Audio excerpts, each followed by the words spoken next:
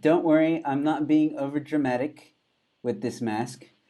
It was given to me by a very good friend of mine who is also taking the initiative to give masks because not everyone got their masks. So he's also branding them. That's how I got the branding on here. If you're into that, he can do that. These are washable. He's selling them for at a really good price.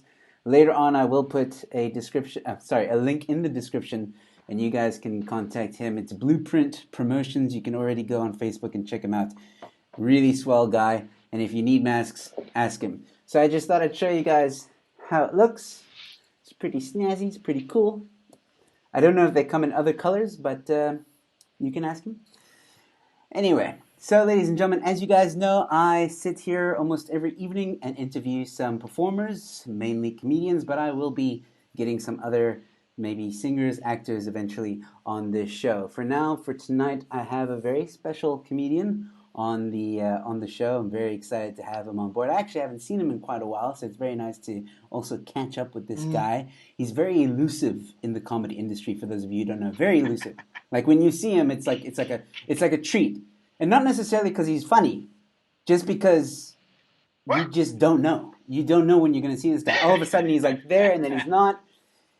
We thought he was dead at some points in the comedy industry. We're like, where the hell is this guy? We haven't seen him, you know.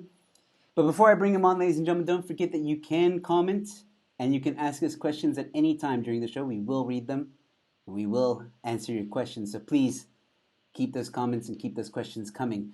Without further ado, ladies and gentlemen, clap your hands. We won't hear it, but clap your hands anyway. And welcome to the show, the one, the only, Mr. Peter Sserwanga. Hey, There what he up, is. Joe? What up? How you doing? I'm good, buddy. Thank you, guys. Thank you, guys. I'm feeling the love already. I'm feeling the love.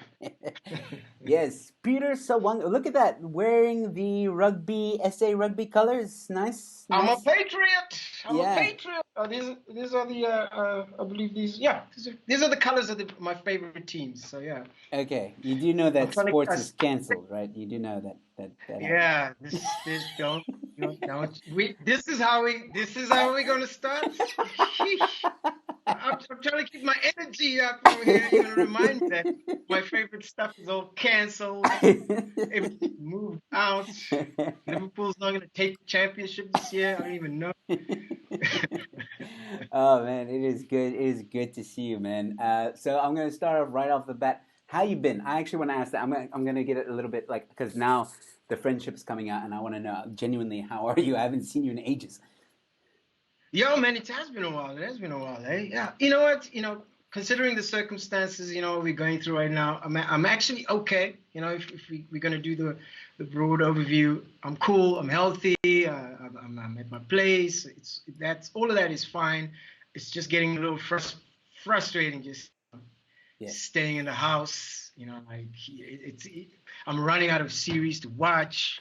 I ran out of weed 2 weeks ago. It's getting a bit testy. Yeah, we're halfway through it, and it's a little testy now. Yeah. But other than that, I'm good. I've been good. I've been good generally. That's Yeah. awesome. Yeah, man. All right, cool. So you said now you actually answered one of my questions, sort of. I usually like to ask the guys, what do you got? What are you doing now to keep yourself sane? You ran out of weed, so that's a problem. Yeah, I ran out of weed now. Now I actually have to count on my neurons to actually entertain me in my natural state. Now I'm still kind of working, so that's kind of keeps my mind occupied in the day. So I'm a programmer by day, so Yes. I'm always behind the PC. But in the evenings, I'm catching up on old series that I missed over the past 2 years. That's going great. What's keeping me sane is just kind of just watching this weirdness unfold. This is so weird, It is dude. weird. This when the president first came out and he stepped up onto that podium and he was looking all serious and he said, "Yo," this is how he sounded like in my head. "You motherfuckers better stay inside because there's a big disease about to kill us." That's what I heard. I was like, "Oh shit, it's about to go down." But But here's the messed up part. Here's the messed up part. I can get all of that, but he left out a key piece of information. You know, just after he said, okay, from Thursday midnight, nobody on the streets, business closed, all of that stuff, essential purchases only. He, we should have asked him a couple of questions like, okay, what do you mean essential services only? You know, do I need to stock up on stuff?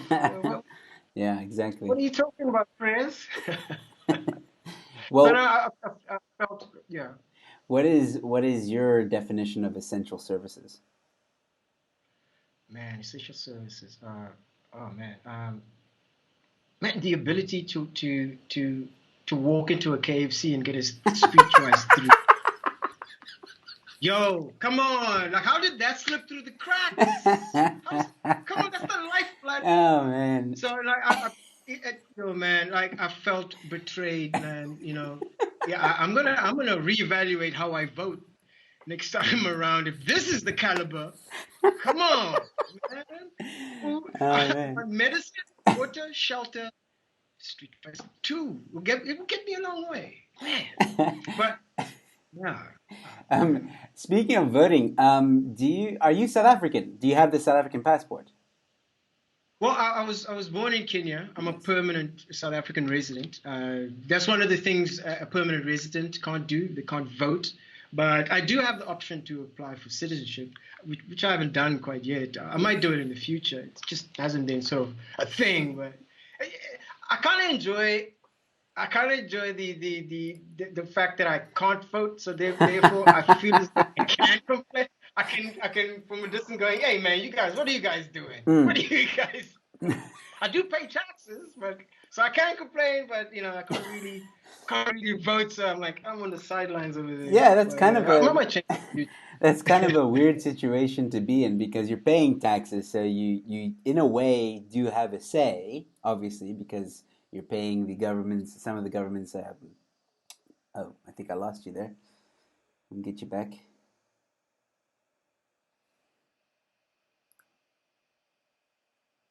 Uh, Sorry, guys, reconnecting. I'll be with you. I'll take the opportunity now to say, please don't forget that you can comment, you can ask us questions at any time. Please subscribe and like the video. And thank you for those of you who are watching. It's greatly appreciated. We're just trying to get Mr. Sserwanga back online. He seems to be a network problem. We'll try and get him now.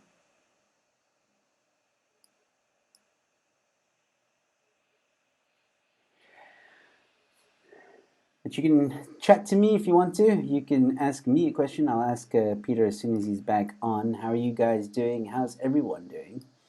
I see that we do have viewers, so don't be shy. Don't be shy at all. Just, I'm all alone right now. Please help. Trying to get Peter back on the line.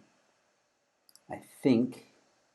Wow, okay. I think. See, this is what I was talking about earlier. That sometimes Peter does uh, disappear. um, I'm gonna chat with him in a bit if we get him back online. We had an experience in the comedy industry, and this is why it's kind of a running joke in the industry about basically. I don't know. I don't want to say too much right now. I don't want to say too much. I'll wait until he comes back online. He should be coming back. I think.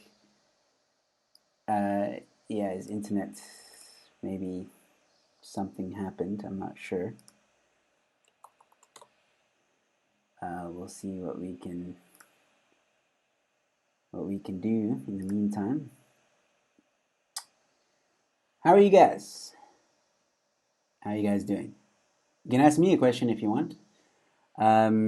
If you are subscribed to my channel, I released a few videos. I got so much happening on that channel. Please go check it out. I've got stand-up comedy, I've got skits, I've got rants, I've got interviews, I've got a whole lot of stuff and more stuff coming. So please Tomorrow night, I'll be interviewing Mikhail Kanaka, who is a comedian, but he hasn't been very active in the comedy industry, even though he wants to. He has a day job, but him and I actually started out together in a group called the Loose Nuts. So we're going to be talking quite a bit about that and what he's up to. Very exciting stuff. You guys are going to learn a bit about me as well. And then on Friday, I'm chatting with Sebastiano Ola, who is Italiano, and he's a vlogger slash magician slash YouTube influencer, if I can say that. I don't know. He's got a lot of subscribers, and he's quite controversial, but in a good way. I like his channel. Trigger warning is his channel. Just go check it out. It's really good. He's going to be joining me on Friday night. We're going to be talking. We might be controversial, so if you guys want to be chatting about controversial things, do you join? Storm, thank you so much for chatting with me, letting me know that I am not alone. The Storm Legacy says, "How you doing today?" I'm good. I'm good. I'm good. Thank you, man. I think Peter's trying to call me. Let me try and call him. I didn't get the. I didn't get the. Let me try again. Hey, there we go. You're back. Hey. Oh, wonder what happened there. Probably it said a network connection. So don't worry about it. It's all good. We got Yeah, you back. didn't even Um, know. I was chatting with our lovely audience, Storm, who's an aspiring comedian and a very good Hmm. supporter so far of the channel. Thank you so much, Storm, for tuning in. Yeah, Storm. Yeah, He's asking how we're doing. So I said, I'm doing good. How are you doing, Peter? I'm good, man. How's the storm? Good to see you. Yeah. I was streaming. I was streaming with Storm a couple of days ago. Oh, Good cool. guy. Good to All see him right. again. Hmm. So, what were we? I'm trying Yeah, to remember now what we were yeah. talking about. We were talking about voting and stuff. Yes, yes. You Hmm. being you being in that weird position where you're Yeah. a taxpayer, but you don't vote. So you have a say. You do have a say, but it's almost I like have. you're in a box and they can't hear you. They Yeah, take what they yeah. want from you, like an Yeah, yeah, ATM, yeah. but you can't. Your voice isn't heard. You know. It's you're that guy paying the tab like at a coffee shop. You know you just I'll sort out the espressos, but you're not even you're not really part of the discussion around the coffee table. You Yeah. just you're just sorting out the espressos and going. I do think maybe we should try this. Let's handle this. We good. Exactly. Yeah, that's Yeah. kind of the situation. All right. So you said you mentioned now that you're from Kenya, which is really awesome. When did you come to South Africa? Oh yeah, yeah. I was born in Kenya. My family moved down here. My immediate family, mom, dad, my brothers and sisters. We moved down here in 1990. It was a Oh sort of a wow. weird time to move in. To move. I think I was 8 years old, 8 9 years old. We moved. Okay. My dad. My dad got a job in the former Transkei. Remember that country? Yes. Uh, so yeah, my dad is in the medical industry, and so his family, or us, we got shipped down here. I was 8, and I've been here ever since. I've never actually gone back to visit the old country, as I call it, the old country. Do you, Well, so my mom and sisters have, but yeah, I haven't. how many? Okay, so a few questions now because you've opened like a whole can of worms now. How many siblings do you have? And you said you left when you were about 8. Do you Hmm. have any memories of Kenya at all? Ah man, all the memories I have, like I was quite young. All the memories I have are like sort of vague, very. I I remember cousins. They're all grown men now with families. I don't even recognize them. I think one of them found me on Facebook, and I was like, "You kind of look familiar. What movie were you in?" Dang, like you're a great actor. Like you really stuck in my head. But I only realized my mom telling me that's your cousin you grew up with when you were like 6. I'm like, oh shit, we used to rock nappies together. Oh fuck. So that's kind of So I have one brother and two sisters. Okay. Two younger sisters. I'm the eldest, and my youngest sister was actually born in South Africa. So Okay. so All that's kind right. of the situation. Yeah. Oh, so you're the eldest. Okay. So you've Yeah. do you still speak to your siblings until today, and you guys are still Oh cool? yeah. Yeah, we chat all the time, especially now, with this Yeah. lockdown. Our family WhatsApp group is just popping Oh yeah. off. Every WhatsApp My group. sis- Yeah, I think right now my sisters and mom, because they live in Port Elizabeth now, and they're busy baking. Sharing photos. They're having a remote bake off with my brother. He lives in Cape Town, so they like doing this WhatsApp bake off thing. And my father and I were like, all right, cool. We can't get any of it. Yeah. So Exactly. we're just looking at all of this, like, You're making it worse. You're making it worse. yeah, yeah. Eureka and Casey, man, I never know. Eureka, I'm sorry. Eureka is a comedian, very funny guy. Very. He used to live in Cape Town, now staying in Joburg. Eureka, thank you so much for tuning in, man. He says, "Sup, bitches." What up, Cassie? What's going on, And player? Cassie, that's the The one, thing, yeah. yes. Funny story about Eureka. Yeah. Uh, we used to work together at the same company for just a little while until just before he moved to Joburg. And then we were chatting last week, a couple of weeks ago. I don't even remember. Just a couple of weeks ago, he was like, "Oh, all excited! I'm coming back to Cape Town. We'll see all of you guys." Yeah. Like, two That's how weeks he later, talks. the pandemic. Yeah, pretty much. The pandemic hit. I'm like, "Oh, okay. I guess Eureka's not coming to town. He's locked down now." I actually should try and get Eureka on the show. It'd be great to have him. Eureka, if you're still watching, man, WhatsApp me. Let me know when you're available. I'd love to have you on the show. And I would love to Yeah. talk about his name, man. Eureka. Like, and he was born, they were just Ah! like, Eureka! Like, it's, what the hell? Now, It's a is that? cool name. Oh, It's a cool name. Don't get me wrong. It's a very cool name. But it's, I think isn't that what his dad said when he found out he's having a son? Eureka! It works. Is that it? I don't it know. works. I went for the lowest hanging fruit on that one. Yeah, sorry, Eureka. We're talking about you. You can't even. Well, you can comment and defend yourself if you want. Hmm. I saw him in commercial as well. He's doing well. Okay, cool. Yeah, he says Eureka actually responded, and he says, "That's exactly what happened." Nail it. Oh man, Eureka, good to hear from you, my friend. Cool. So, all right. So you said you're trying to keep yourself busy as much as you can. You do a bit of work, which is good. You're one of the lucky ones that can still work during this time. Um, what I want to talk a bit about comedy. Spoke about where you're from and all that stuff. Hmm, hmm. So before we get into the portion of the show where we're going to talk a bit about how we met, I would like to know what drew you to stand-up comedy, if you can remember. When did you start? And tell us maybe the days or what events led up to the first time that you were on stage. Why did you want to be on stage? Um, and how did it happen? Oh, actually, first time I got on stage to actually do a stand-up comedy show was actually in Port Elizabeth. I've never told this story to anyone, actually. So you're getting the scoop here, All Joe. right. The scoop. Port Elizabeth, So do they have a comedy scene there? that's the thing. We were the first guys. It was there were a couple of these Scottish brothers. They still do stand up. I believe the one is kind of did a bit of magic. The other guy, I remember Joel Ross. He's still in Port Elizabeth. I don't know if any of you have heard of him. He used to work out of Port Elizabeth. They were doing like sort of variety show type.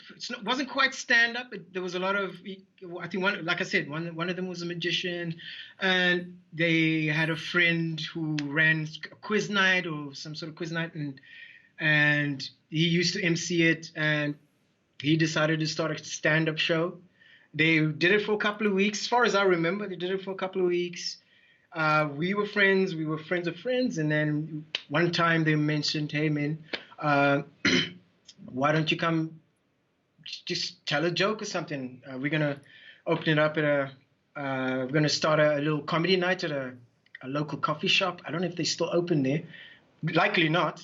Uh, and so I They told me write a few jokes.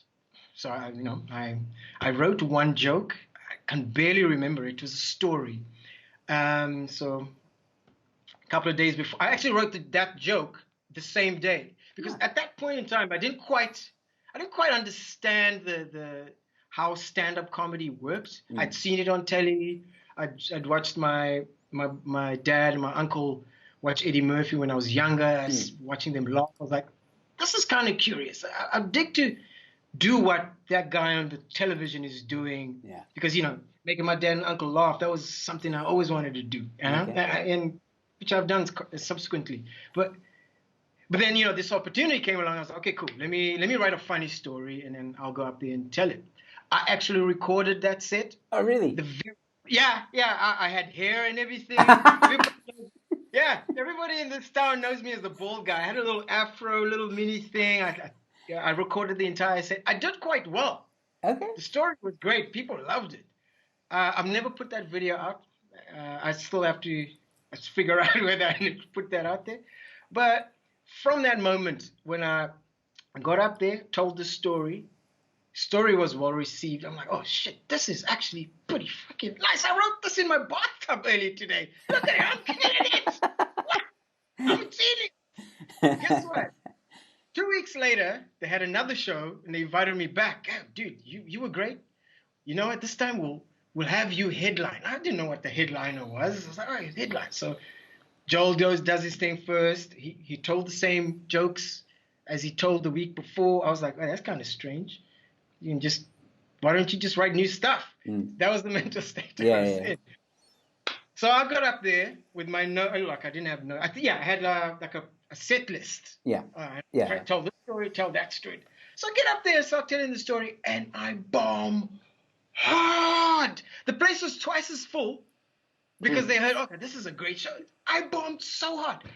I I didn't do stand up for another 2 years after that. That's how fucked up I bombed. And so 2 3 years later, I find myself in Cape Town, on Long Street. I fresh off the boat. Basically, I'm at Mr. Pickwick's. Yeah. It was in. Oh, yeah, Mr. It was Pickwick. Yeah. yeah, back when it was on Long Street still. Zulu Bar was still on Long Street. Mm. And I was having coffee down there. With a old schoolmate who was living out here, and in walks in Milo and a guy called Rustum August. Yes. Gino Fernandez. These Gina. dudes, they look so dodgy, bro. They look so fucking dodgy.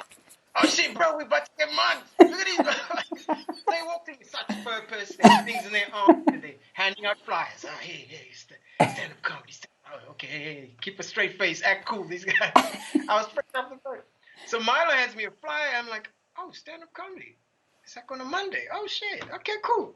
Then the next Monday I came up and I started coming to stand up comedies ever since. And then a couple of months after that, I asked for like 5 minutes. And that's kind of just how it went. Yeah. I started in PE, yeah. Well, Yeah. that's definitely how most. Well, I mean, that's an interesting, very interesting story because you started in PE of all places, technically, and yeah, like most people, I think when they want to know where to start, it is just happenstance, like they get a Yeah. flyer, like, oh wow, or they see something on Facebook, like, oh okay, I'll check it out. Then a few months later, they might try. But good on you, man. Like Yeah. that's You gotta really remember awesome. though. Back then, we're talking about what, 12, 10, 12, maybe even 13 years ago. Wow.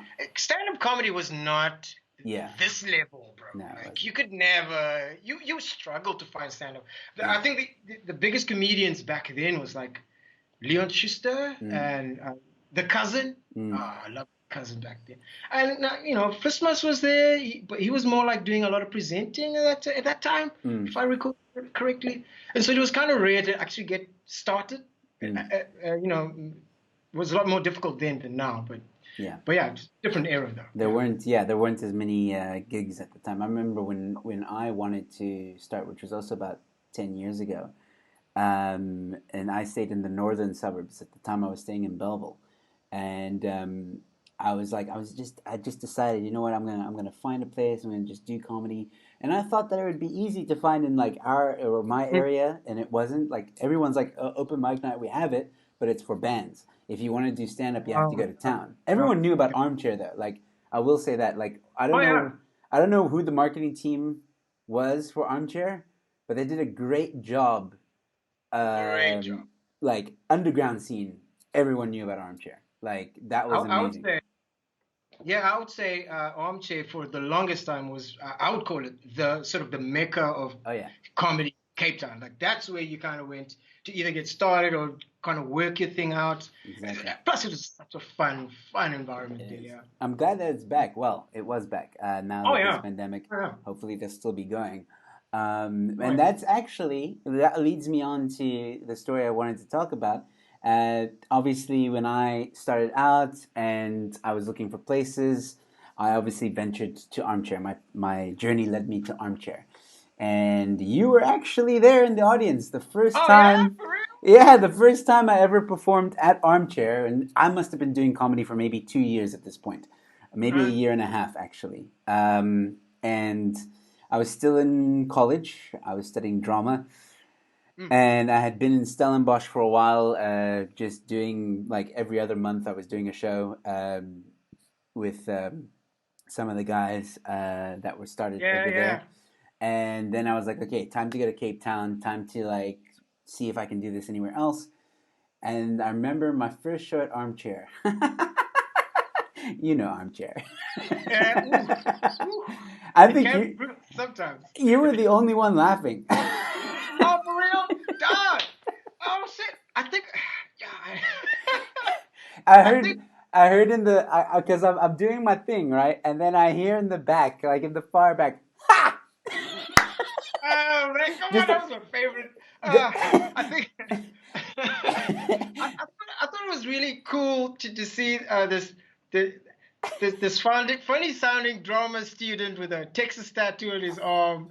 It just your jokes were kind of like they were they were just different from whatever anyone else was doing at that time. Like, oh, this guy, oh, there's a different perspective. Yeah. There's a yeah, I think that. I remember one thing that I gotta thank you for is I will say this that after that because I only had like 5 minutes, 6 minutes, I can't remember, Oh, very yeah. short, and I was done.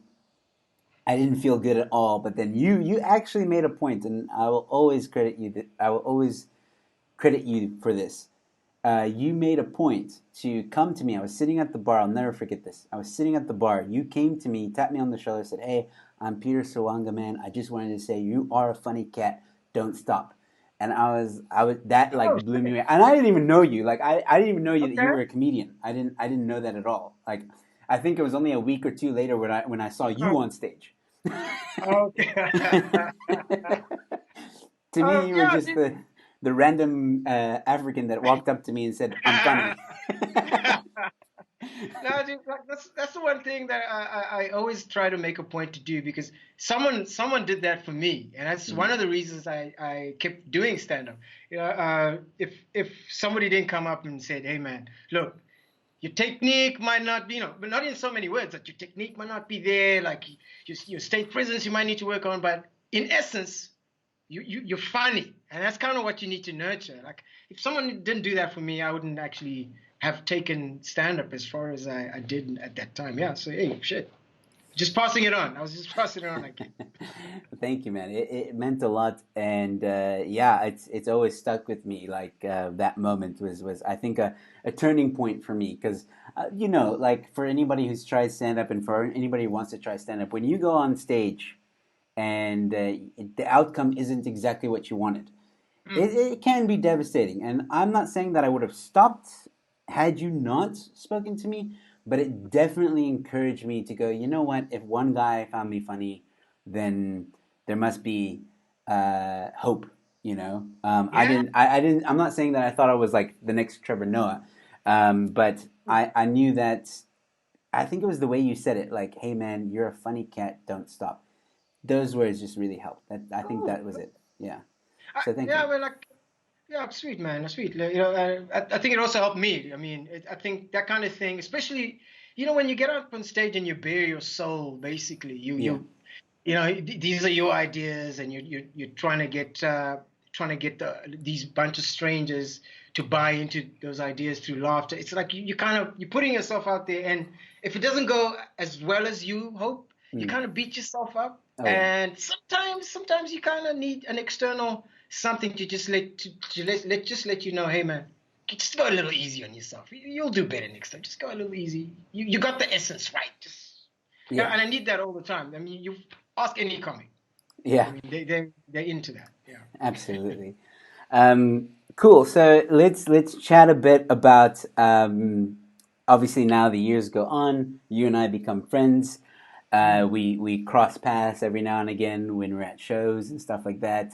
I love watching you perform. By the way, I am a fan of your comedy. I think it's brilliant. I love one of my favorite jokes of you has always been the Jägermeister joke.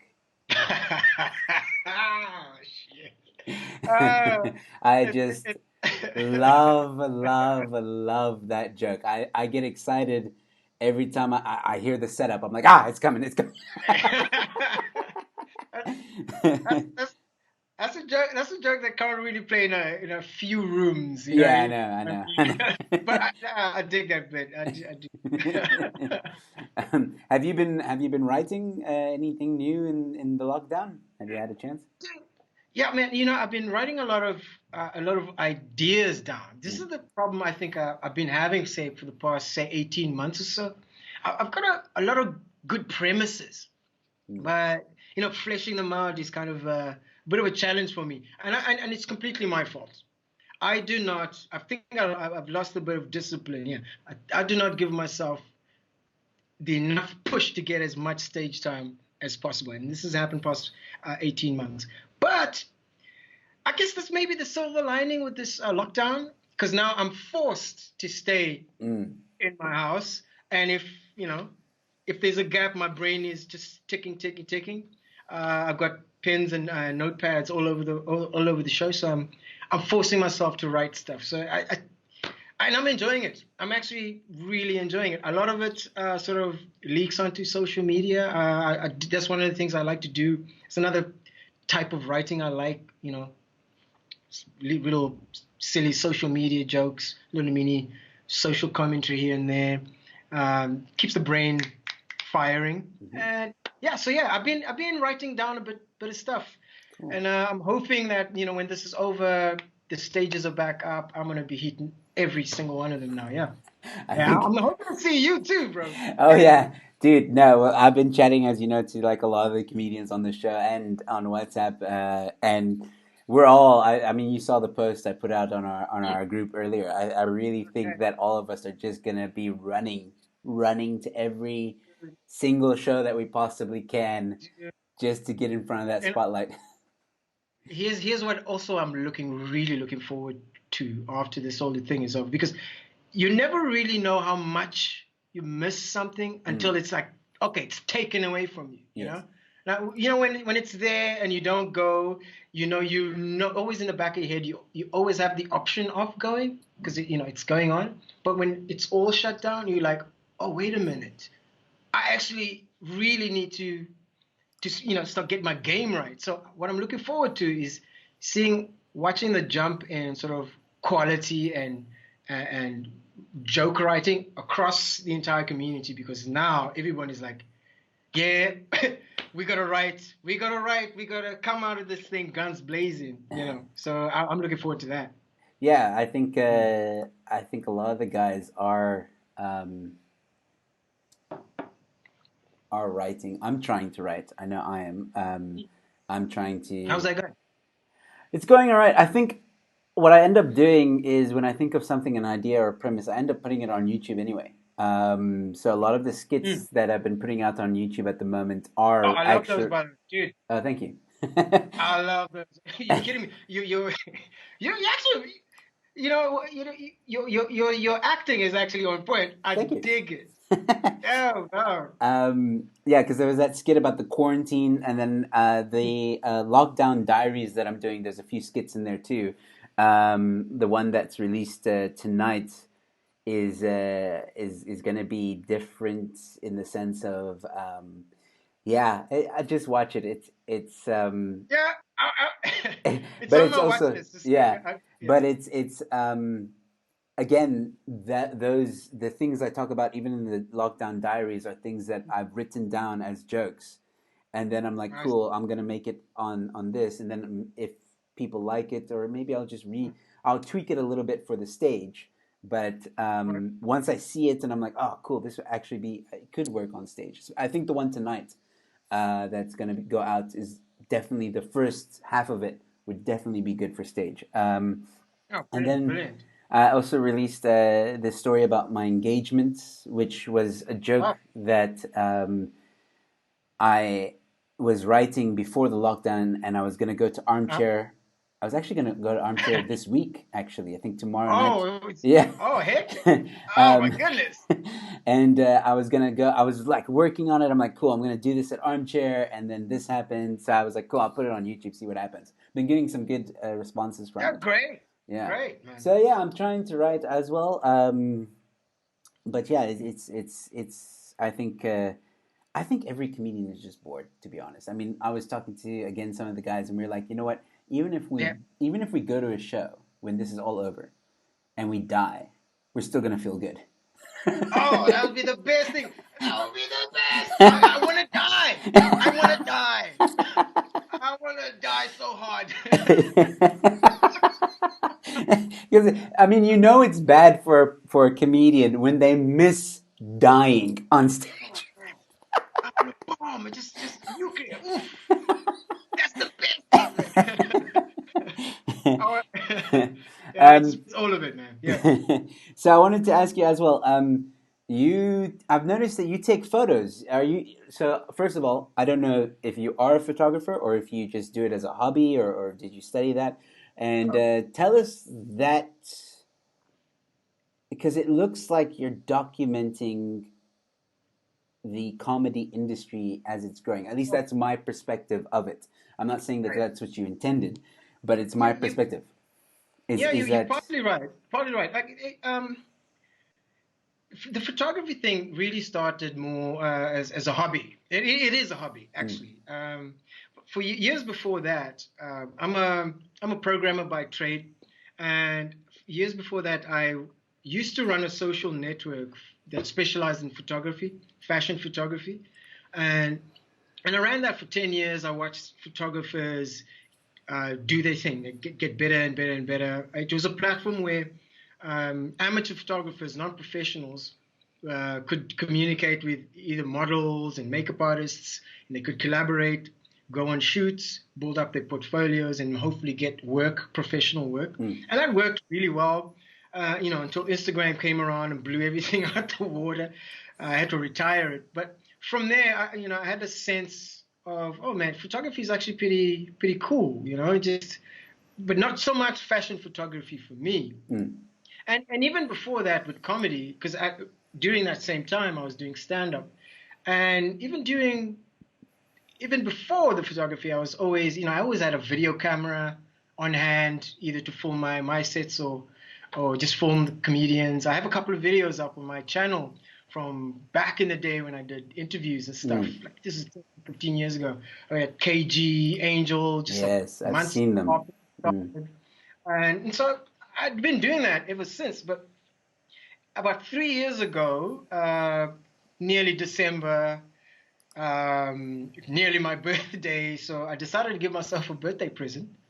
They had a DSL camera on sale, a Takealot. I bought one and started snapping away. Turns out I really enjoy like street photography type thing. I really yes. just got bitten into it. So, and that slowly evolved into, okay, I'll take the camera to a gig and just snap away, see what comes out. And that kind of just turned into this thing of, oh yeah, yeah, this, nobody's following the underground scene and documenting like, Yeah. oh, this guy's first set, this is first time they're headlining, emceeing, and all those special moments that us comics sort of hold dear. Mm, Uh, and just us hanging out, man. We have so much fun hanging out, and so I wanted to capture all of that and put it into stylize it, make everyone look like rock stars, Yeah. and just sort of put it out there and go, guys, enjoy, use this for your. It's all free, Yeah. use this for your portfolios, use this for your posters. At least let's have the audiences know that we kind of take ourselves a little bit. We kind of pride ourselves in what we do. Mm. Tell jokes, but we kind of really pour our hearts and souls into it. So Yeah. so yeah, and it's just so much fun. It's such a great excuse just to fuck take photos of hot chicks. It's great. Will See, man, you I need every trick out of my book, out of the book. I need all the tricks, baby. Camera's great for that. will you send me because there's a I can't I might be wrong in saying this, so please correct me if I'm wrong. Do you have two profiles on Instagram, or are they both the same? Okay. Yeah, like so when I first started, I started my Instagram before the photography, Yeah. and so I had a lot of personal pictures, videos for my daily, and I thought, okay, let me just do a split and actually have a dedicated channel or profile just for the comedy photography, and it just helped me differentiate the two because like I said, I do also street Yes. photography. I love photos of Cape Town, so I split the two. It kind of works out well. I can manage it Yes. well. Well, please send me after the conversation. Please send me the link to both of your profiles, Ah, and because I would really like people to go to that and check it out because some of the photos are really awesome. There's moments in there of comedians laughing together. There's moments of performances, action shots that are really mhm. beautiful. You really captured a lot of beautiful moments, and there are some ones that are just like, what is that? But it's it's also part of the I journey. was waiting for that.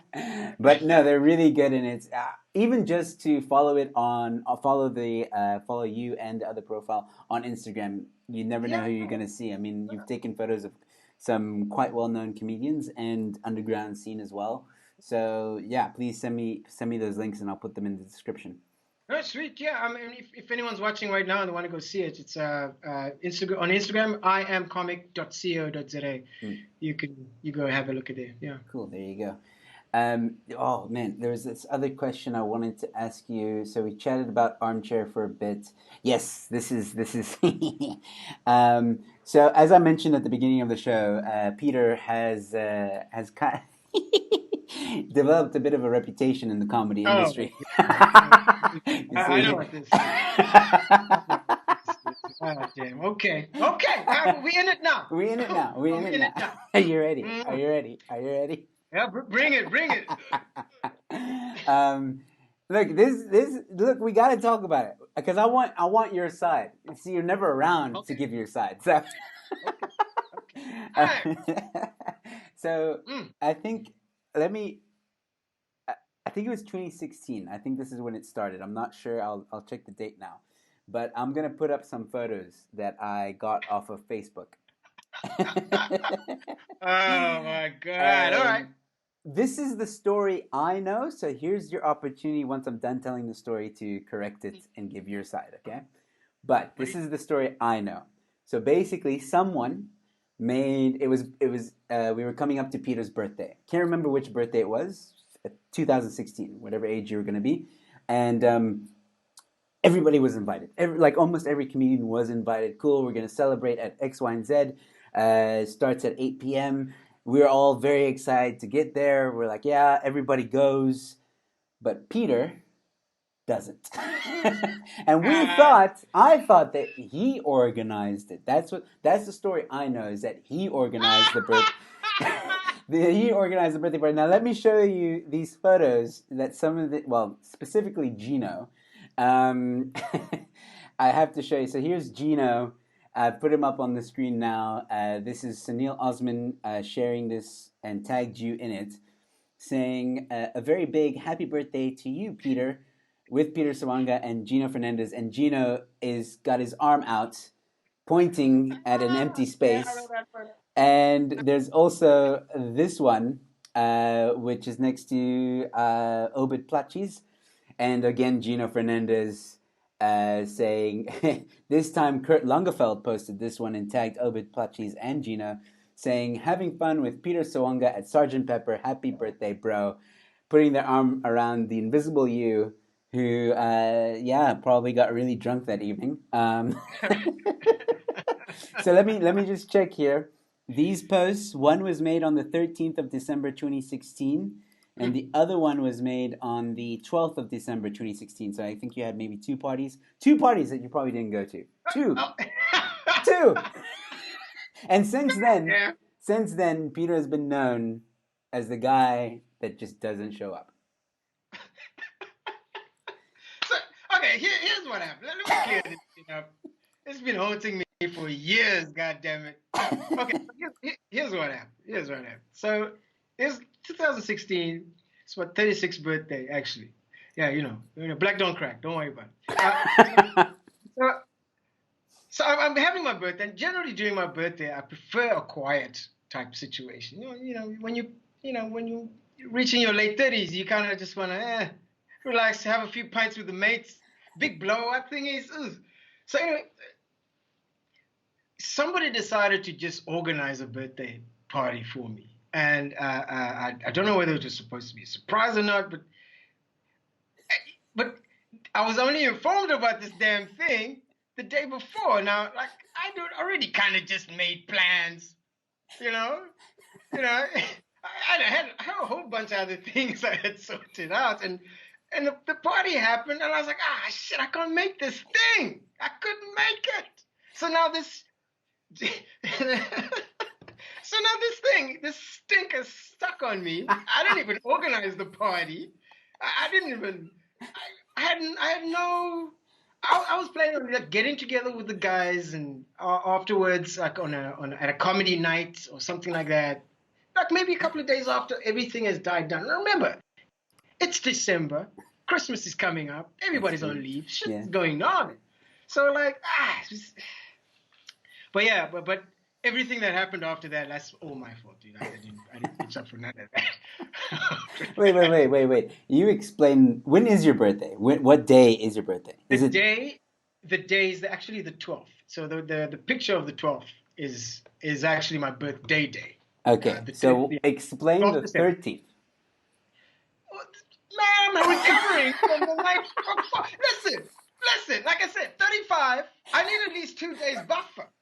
So like whoever organized that subsequent bullshit, you see what I mean? I think this was before, if Facebook events. I think this, when everyone was, No, it no, wasn't. okay, I'm not. There So was a then, Facebook event.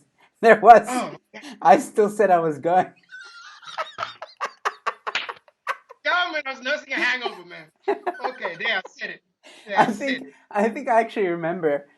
Sorry, guys. Peter couldn't make it at the previous night, so we're gonna do it at Sergeant Pepper tonight or something like that. See these phantom organizers, just no. We have Yeah, but sorry, we have a comment. Vera McGinnon, who's a good friend of mine.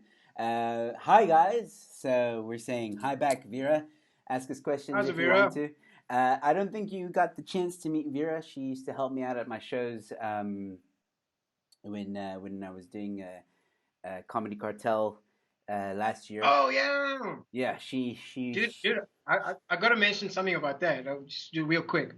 I really loved how you ran that thing. Your branding was absolutely fantastic. Did a great thing for the scene during that time, man. That was great. Yeah, I thank want to you, man. commend you on that. Hmm. So Luckily, Vera, yeah, luckily, Comedy Cartel isn't dead. It's just obviously with this great. whole thing that is happening, it's on hold, and a lot of the events have been postponed. Well, all the events have been postponed, Mm. and we were at a time doing a weekly thing, and now we've gone to monthly. So, guys, when things get back to normal, hopefully there will be Now some kind of normal. we will make it go back to normal. This is crazy. This is Yeah. not sustainable. I want my KFC. Seriously. Yo, I'm getting on the streets, guy. No, let me not get too heated up. I'm sorry. Yeah, well, hopefully when things go back to normal, we'll have Peter on the show, on one of the live shows. Great comedian, and as you can see, funny guy. Okay, so we discussed your birthday. You've cleared uh, you've cleared up things. Hopefully. I'm not sure that everyone's gonna buy it, But but you know, hey man, hey, we in a pandemic, like you take what you get. I don't know what that means. I have no idea. But I'm sticking with it. I'm sticking with it. That's the thing. Vera says, I agree. To the time of Comedy Cartel, it was an awesome time. Thank you, Vera. You were amazing. Um, so, and thank you for commenting. Okay, so we spoke about your birthday. So you don't like celebrating your birthday. So you're not gonna ever do like a bit like what about 40? I mean, it's your 40th birthday. Oh, dude, no. Look. It's not that I don't like celebrating. It's just more like there's a certain tone that you kind of want to twist on it. You kind of want to, something more like laid back, lounge, cigars. I want to inject a bit of sophistication in my life a little bit, just a little bit of, hey, let's rock waistcoats in the middle of summer, randomly. Yeah, yeah, let's speak like this, yeah, that kind of thing. Just a little bit. So look, I'm gonna be doing something for my 40th. It's a big one, and I'm gonna definitely make that a big one. But And you will be there. generally, I guarantee you this: if the lockdown is lifted and I can get my KFC, we good. I will make. Mark my words. What date is it? April, somewhere in April. I will be there. 40. We'll probably be having your birthday party at KFC. It sounds like. Hey, you know what? Let me make a note of that. Oh my God. Where's my recorder? You are genius, sir. Thank buckets for everyone, baby. Buckets for everyone. Yeah. Put it out all Oh the man. stuff. Oh man, this is great. All right, so you mentioned earlier that you were watching some comedians on TV and stuff like that. Do you draw which comedian at the moment or in your overall career that you've really drawn inspiration from? Oh man, that's a tough question to ask a comedian, like, because aspects of different comics. See, I was a huge fan of stand-up before I even thought I could get on stage. So I was watching everybody. Like, I remember watching early SNL. Mm, It's not really stand-up, but Eddie he had mm, just done that Raw thing, and yes. he was in SNL. Then after that, there was a time. I'm talking about sort of the mid 2000s, early 2000s. There was a time where I was kind of quite obsessed about the New York underground scene of stand up back then. This is around the era when before Louis C.K. was like a big. He was like super influential around that time. Guys like Dave Attell, those guys, Bill Burr. This is before they all blew up. Patrice O'Neill, sort of not quite famous comics, Mm. but they were big enough in the New York underground scene, and maybe some LA, but the New York underground scene, that all the big comics who were doing all the arenas or were releasing all of those HBO 30-minute specials. I don't know if you remember those. Yes, yes. Uh, they all used to reference and talk about them as inspiration. And those were the guys I used to watch. I remember consuming a lot of podcasts, guys like Mark Maron, Mm. I think early Joe Rogan podcasts, because all of those guys used to go on there. So I picked a bit from a lot of these guys, and I think that in terms of it's more like if I would to pick an aspect of stand up, like say, okay, stage presence. Who does it best? Mm. Like the early Kevin Hart, very energetic or very sort of. I don't know if you remember a guy called a Canadian comic known Jeremy Hotz. Uh, That one I do. Wait, Jeremy Hotz, yeah, he, sounds he had familiar. like a nose joke. He had a nose joke, and this is around the same time of Pablo Francisco. Yes, yes. And so I used to observe all of these comics with completely different styles. Jeremy Hott stands on one spot, leans on the mic, and just sort of blurts his way through. We had Mitch Hedberg, who's also like Mm, a one-liner, yes. and then all the way to the energetic type, running up and down the stage, Jamie Foxx, and Yes. like yeah. So it's not really one person, but lately, I'd say with comic that's kind of made that's in my head right now that's made a big impact is a guy called oh man, I'm drawing a blank. I'm drawing Joe Emilio? no. How did you know? How did you know? Oh, you might get out of my head. It's an American Cuban comic. He passed away. He had yeah, Oh, oh, yeah, oh, oh. he was a lawyer. Oh man, why am I drawing a Is blank on it? his Is name? it? Are you talking about the guy that? He's really good on the roasts. Yes, Really yes, fire on. yes. Oh my He's, word! I want to say Belushi. It's not Belushi. It's got that kind of. no, actually, kind of is. He's the only comedy DVD that I bought ever. I It was his know. CD. It's called Midlife Vices. Mm, Oh man. I know who But you're talking anyway, about. I know who you're talking about.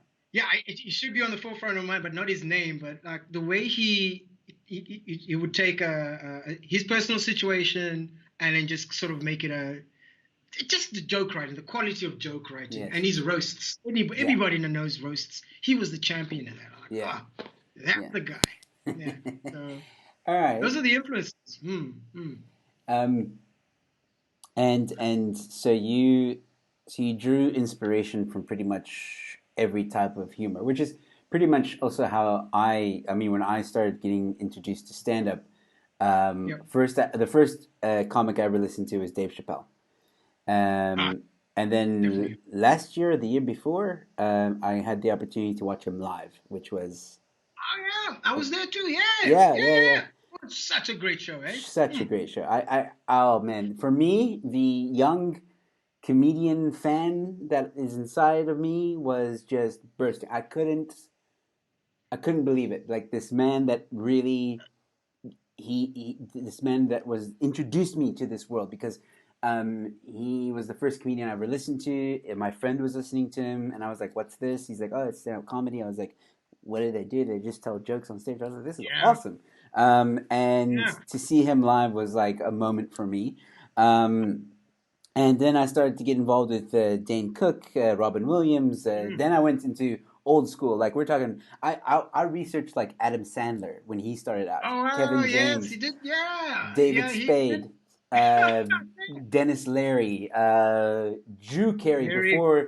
before he was doing Who's Line and all that other stuff. Like Drew Carey back in the day. Kelly was down. Even what's that guy that did Home and Tim Allen? Tim Allen. I Uh, watched him. Ray Romano. I found some clips of him. Jim Carrey. I found some clips of him. Yeah, I really went back into the archives of stand-up comedy, and I just couldn't get enough of it. And that's the same for me. Like I also love every type of humor. I can appreciate one-liners. I can appreciate dark humor. I can Oh yeah. appreciate even toilet humor sometimes. The energetic, the one-liners, the deadpan, the Mitch Hedberg. I was a huge fan of. Yes. Um, Right. also watched him. So yeah, I get exactly what you're talking about. I have a comment here. Oh, okay. Uh, says here, Vera says no video. I don't know what she means by that. Vera, if you can hear me and you can elaborate on no video, I that would can be see you. great. Yeah. Um, so So yeah, man, that's very interesting. But I can see like you as an audience, like I said, we met at Armchair, and you Mm. were laughing at everyone. You've always been a Dude. great supporter of stand up comedy because you're always there. Well, not Yeah. always there, No, but not sure. Hey, hold on a minute. Hey, I thought we buried this rumor. I thought we buried it. Don't you dig that motherfucker up? no, but it's great to see. It's great to know that you appreciate that wide range I of humor. I I I love funny. Yes. I just dig it. You know, there's a psychological element to it. Let me get a little bit philosophical here. Funny is that one thing across humanity. There's a few, but it's that one thing that is kind of almost universal across sort of mankind. I can go to the middle of Indochina, Mm. and something funny happens. Completely different culture, completely different language, Yeah. completely different everything. But if something funny happens, like somebody trips and falls into a rice paddy or whatever that is, like and we can both laugh. It's like a humanity thing. Like you transcend all of these social constructs that we've built. All the politically correct stuff, the stuff that makes us civilized human beings. It transcends all of that, and just there's this animalistic. I get it. Your experience is kind of similar to my experience, and we're sharing this thing, and we're kind of drawing joy from that. I just love it. So a good joke is great. Sometimes even a bad joke is so good. Yes. So Yes. sometimes I've watched comics, especially new ones, bomb so hard. You go, oh man, that's the funniest shit I've ever seen. None of it was technically funny, but the whole experience was like, oh man, that's just hilarious. I'm glad I'm not him. So yeah, I just enjoy funny. Yeah. Yes. I'm exactly the same, man. Definitely enjoy the funny. All right, so I always like to ask the comedians two interesting, or I find them interesting. I think our audience would too. Um, so I'll give you the first one. Your best experience at a comedy show, or your best experience, maybe a comedy moment during your stand-up comedy career Hmm. that you can remember. I know sometimes guys tell me, "Oh, but there's so many." Whatever pops, if there's so many, whatever pops to your mind first.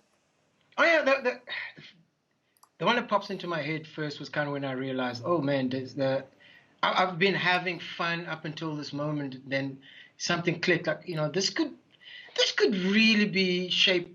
This could really shape how I move forward in life. Really, it was. I just started doing stand up in Cape Town. It was like we're talking about maybe 8 months in, and I think I'd started the year before, like say, like a December or maybe a January. I don't remember the exact date when I went to Armchair.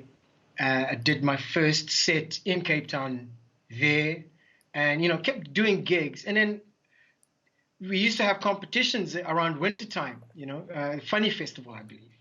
Mm. And in that particular year, the year before, Trevor Noah had just blown up. He was doing Cell C and all of that stuff. And, he was hosting, I believe he was hosting the Funny Festival. And we had a competition, the open micers had a competition that ran for like maybe 2, 3 weeks. And I was lucky enough to win. It was myself and Mumsy. We were judged as the winners would go and actually play the Baxter. And so we did that competition. Mumsy and I, Mumsy's and Mamelo is another comic. Uh, so we won that, and we got to the Baxter. Now I had never experienced anything like this big theater hall. I barely just started doing stand up. I love stand up, but was kind of intimidating. And there were a bunch of American comics who were invited to that festival to play, and I knew some of them because I'd watched at least one of them on TV Mm. many years before. Like I said, was a fan of stand up way before.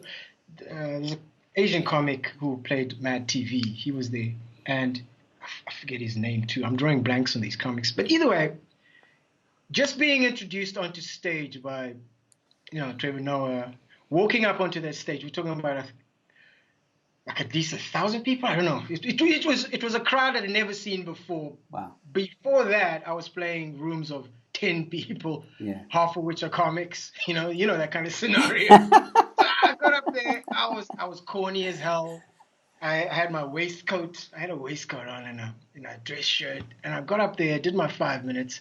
I wasn't great. I was like, didn't blow the roof off. But when I walked off that stage, I'm like, oh man, this is this is great. Let me actually put a lot more work into this. Started Mm. writing better, started playing more. That was a moment when I realized, hey man, you love this, but you could really do something with this. So yeah, Mm. that Oh, was a man. that popped in my head. Well, that's a beautiful story. I think like there are a lot of, and this is why I asked the question because every comic, there's always a moment where, and I'm noticing this with most of the guys. You know what? When I asked the question, or when I first started this, I thought most of the guys would say, "Oh, when I got like my biggest laugh," or "Oh, when I went to this show because the lighting was good and the Hmm. people that worked on the show were great," or my first TV debut, for example. Yeah. Everyone has been saying a moment, and this is what makes it so cool.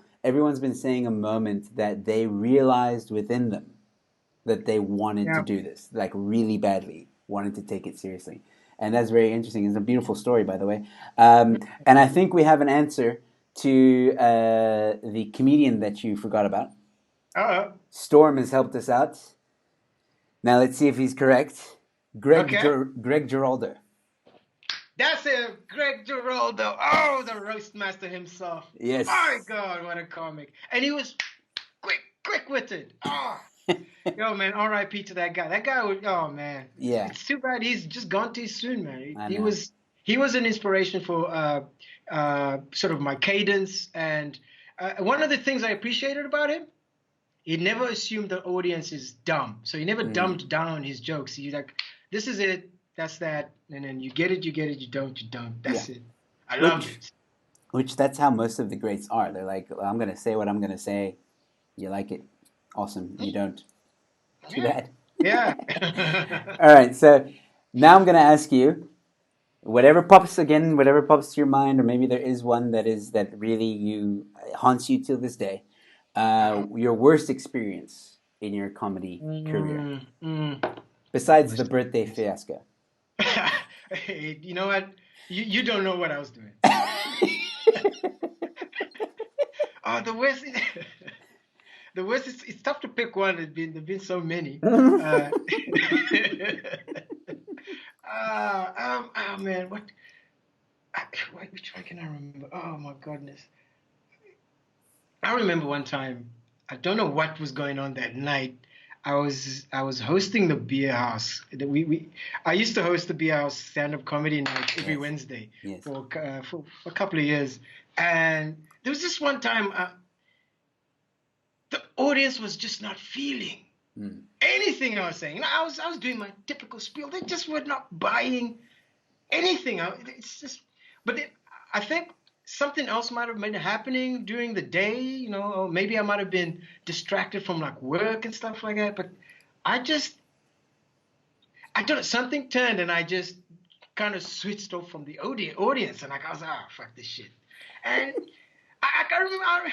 I remember it just wasn't a good feeling, man. And yeah, but yeah, it was nothing specific. It's just sometimes the audience doesn't, you don't connect with the audience, and like maybe you take it a little too personal, and then that was that. And maybe the next day I decided not to rock up for my birthday, and no, that's not true, but just bombing while hosting your favorite show is just Mm. not a good thing. It never happened since, Yeah. but I just realized, hey, whew, it can get dark. It can get dark. Don't take your stage for granted. I Yeah. think that's what happened to me. Yeah. Okay. So yeah, Yeah. well, that's happened to me. That's definitely happened to me. It's not a nice feeling. For me, it Mm. happened when I was running a show in Durhamville, and we had just started doing it weekly. This was ages ago though, and it was kind of an open mic night type of thing. And because I was also working at that bar where we were doing the Oh yeah. comedy, the bar took up most of my time because I was the bar manager, and Oh. it was crazy hours, late hours. They were open until 4 o'clock in the morning. Oof. So yeah, and they pissed me off quite a few times because I remember the one evening we had a show on a Saturday evening, and I was supposed to actually be off. Like I wasn't working. So whoever Oh. was on duty, it's their problem. I'm focusing on the show. and they made me Okay. work that evening. That's So some bullshit. yeah, so I mean Ah, that kind of stuff really had an effect on my comedy because I was just drained. Like I was physically yeah. tired. So when I had to do a show, when I had to host, I could see I was off. Yeah, your head is not as quick and you're not as snappy. You're not, Exactly. yeah, Yeah. you So feel that it. It's like lag. It's like yeah. a slow internet connection. It's like, oh shit, what? I'm operating on a modem. What is this? This is 2800 BPS. What the hell? It's a terrible feeling. All right. Um, I'm just checking my questions here. Um, there was something else I wanted to brush on very quickly, but Yeah, congratulations on your engagement, by the way. thank you. Well, actually, I'm married now. Oh, even even better. No, congrats, man. I wanted to say because we haven't seen each other in like quite a while. So Yeah, yeah. it's been quite a Hmm, while. You know, you hmm. just don't appear when I invite you. So, Oh my goodness. I knew this was. I knew it. Hey man. okay, I promise. Last one. I promise. God damn it. I'm like this motherfucker. I promise. Last one. I deserve, We dude. I gotta deserve rag. it. You know what? Let me be honest. I deserve that shit. Oh, come on, man. It's a comedy. It's a comedians chatting. Obviously, we're gonna rag on each other a bit. A bit of banter, huh? Banter. Okay. Okay. So here's a good question because Hmm. you're like we said, you're a huge comedy fan. You've been around in Cape Town for a while. You were there when Rustam was around. Yeah. God rest Yeah. his soul. Who started really kickstarted the comedy scene in Cape Town, along with Yeah. Gino Fernandez and everyone else that was involved. So, is there? And I say this again because you've obviously been to almost every room in that has ever been or ever hosted comedy. Hmm. Um, is there a room? And don't go with Baxter or Artscape. We're talking underground. Okay. Okay. Is there a room that you feel was magical? That whether it still exists or not, that you felt like this needs to stay. This needs some. Oh You know. yeah. Yeah. Yeah. Yeah. You know, a couple of. It's actually a couple. Okay. Yeah. Go ahead. Does it have to be one? No, it Because can be a there was couple. actually a couple different flavors. Obviously armchair because it's like I said, it's a mecca. Uh, but then there's another flavor of room that I never really got to experience as much as I would have liked. Mm-hmm. Before armchair was like the armchair. There was this other room, which is further down the road from where the armchair is in Obs. It's oh man, another blank on my brain. It's the Observatory Theatre. It's Ob Theatre. Oh yes, Obs Theatre. Just further down, it was a room in the back of a pub that exists now, but the guy who used to run it was Chris Steenkamp. He's a writer now in Joburg, but he ran this room, and that was a room where I first got to see John Flismus in person Oh, nice. do a set. So yeah, he was emceeing that particular night. I remember there was a certain magic to that room because there was a certain theatrical element to it. It was called Armchair Theatre. It was separate from the bar, and people used to come into the back, have a seat, and it's like a tiny room. It could fit about maybe 30 people, maybe 20 people, and there was a magic to it because it was a sort of a microcosm of a sort of a bigger underground New York, Mm, like the Cellar or something like that. It was mm, our version of the Cellar, at least from my experience of it then. That was a great room, great magic there. The Zulu Bar, the mm, old Zulu Bar on Long Street, mm. that room was great. It was a more of a even more energetic room, and it was just the familiarity of that whole environment there. I mean, we used to see the rawest comedy there, and the audience was very discerning. Like you had to be funny, you had to bring. Yes. Otherwise, they're getting out the place because it's Long Street. So you're competing against all of these other places. So if you're not bringing the magic, bringing the fire, you're going to lose the audience real quick. And Mm, on top of that, all the other comics were bringing the fire. So you kind of had to, everybody had to elevate their game. yeah. I know Gino and Rustum used to host that room quite regularly, and and they were, you know, Gino emceeing. You kind of have to you got to bring the thunder. So that's that. And the last room I would say was also a room I never got to play as much. Was the Cool Runnings in Joburg. Oh, Cool okay. Runnings in Joburg. That was John Flissmus's room, Nice. and that was rock and roll. So I went there. I never played. I went there, but yeah. So those are kind of rooms that have that golden, I call it the Yes. golden era energy Yes. about it. It's Yes. different now. Not that it's worse. It was a time then. It was a time comedy had just started really blowing up. Audiences were beginning to go, oh wait, we've got stand-up comedians Yeah. here in Yeah. our own turf. We don't really have to download HBO specials. Mm. Let's just go to a comedy night down there. Yes. And that was kind of the energy then. That's Yes. great. So those three rooms outside. Yeah, I think it's those rooms that I think because of its nature of you never know who you're gonna see. You Exactly. never know the open micer if they're gonna be good or not. Anything can happen at their shows. Yeah, The audience is not really moderated, if I can say that. So you always exactly. have maybe you have a drunk guy or whatever. Not every time, but and I think that's what makes those rooms so special is because Mm. creativity was created there, and Oh yeah. that's that that thing that we're talking about and that environment. It's so different than seeing it on theater. Theater is amazing.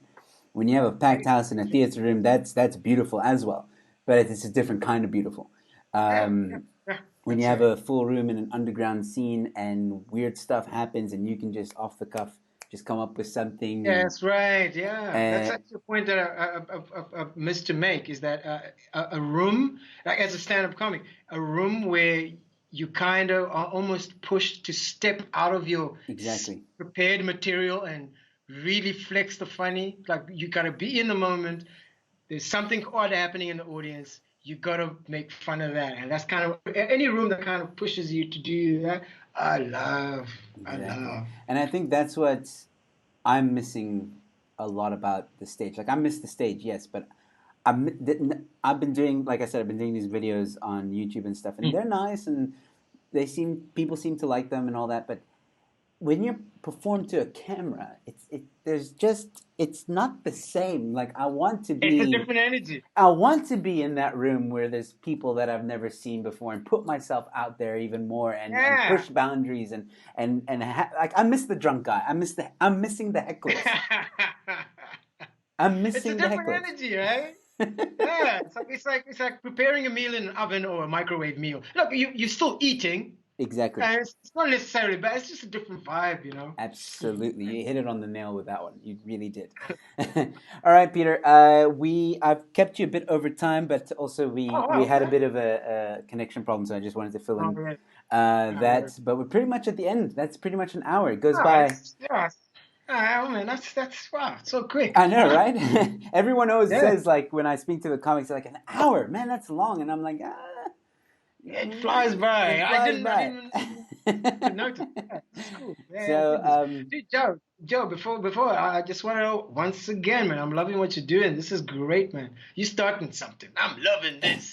This is good. Yeah. oh man, well, thank you so much for coming on the show. Please, as I sign off, I'm going to just say bye to everyone, but please don't go anywhere. We'll chat after when I go offline. Um, but I'm going to give you a chance to say some final words. So, ladies and gentlemen, this has been Peter Sserwanga, a really funny guy, really down to earth guy, nicest bloke, really salt of the earth. So, Peter, do you have any final words for the audience? Yeah, dude. Like, guys, listen. Look, we're going through a tough time right now, and we've gone through tough times before. This is a really strange time, and everybody is sort of feeling a little stressful, apprehensive. But we can make it through this. We're gonna make it through this. What I want to encourage you guys to do is, support your local artists, support your local business endeavors, and come see a comedy show. There are plenty of funny people in and around the country. I mean, Joe is one of them. And so you want to de-stress, come to a show. Let's talk cod shit. I mean, let's have some fun. And yeah, man, we can make it through this. Uh, thank you once again, Joe. Thanks for inviting me, man. This is great. Cool, man. I'll chat to you just now. Ladies and gentlemen, that has been. Let me just take this off. Ladies and gentlemen, that has been Peter Sserwanga that spent some time with us tonight. Please go check him out on Instagram and on Facebook and on Twitter, and he's everywhere. I'll leave links in the description below so you guys can go follow him. Please follow him. He's a really funny guy. And hopefully he'll be on a show soon and he'll actually appear. That's the last one, I promise you. That's the last one. That's the last one. In the final seconds, I have to put it in there. In the final seconds, but that's the last one. Once this is over, it's over. I'll never bring it up again. I've given all the shots. And I don't believe you. I don't believe you. I've been burnt. You fool me once. We're just having fun. We're just having fun. All right, ladies and gentlemen, thank you so much for tuning in tonight. And those of you that tuned in later, thank you for watching. Don't forget to subscribe to my channel. I upload a lot of stuff. I don't know how often as I come, as the creativity comes to me, I put stuff out there. I do these interviews with local comedians almost every night. I'm booked now until next week, Monday. We've got great comedians coming on. We've got Mel Siebrachen on Sunday. We've got Dylan Skews on Monday. We've got Francois van Ice on Saturday. We've got Sebastiano Ola on Friday. We've got Mikhail Kanaka tomorrow night. We also have Sophie Jones. There's so many comedians that are going to be on this show, and you don't want to miss out. We're going to have a lot of fun where you guys can engage, comment, and ask us questions as well. So thank you all so much for tuning in tonight. Stay safe. Wash your hands. And follow Peter. Please follow Peter and subscribe to my channel. Do it. Good night.